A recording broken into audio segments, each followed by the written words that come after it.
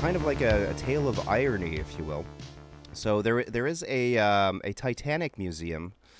Where is this thing? It's Oh, in so good. Pigeon Forge, Tennessee. So there is a Titanic museum that has a replica of the Titanic, or part of the Titanic, and also attached to it or connected to it, there is a replica of an iceberg. And the people who run this museum saw it fit to make sure that the iceberg was actual ice. Well, actual ice that can melt and break. Well, guess what? The iceberg broke during while people were touring the museum, and it fell on three people who had to be rushed to the hospital.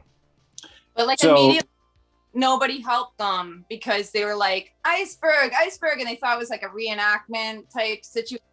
So like, it took like 20 minutes for people to realize it was actually happening.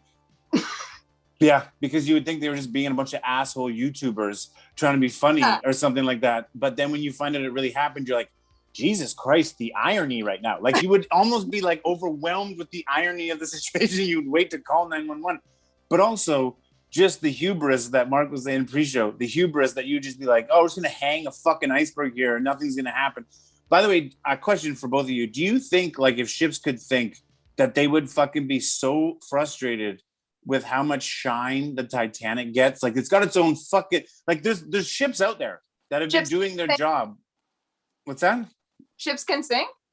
I don't know. Just fucking bear with me here for like Thomas the Tank Engine shit. Okay. So like ships are like talking to each other. Like, dude, I've been doing my job for 50 years. 0 incidents. This motherfucker's got its own museum.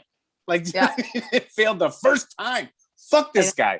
It's got sister ships, the Britannica and fucking, if I was smart, I'd know the other one. Mark, what's the other one? Come on, man. Help me out, dude. You're my Jamie on this. The Santa Maria. Yeah, sure. There you go.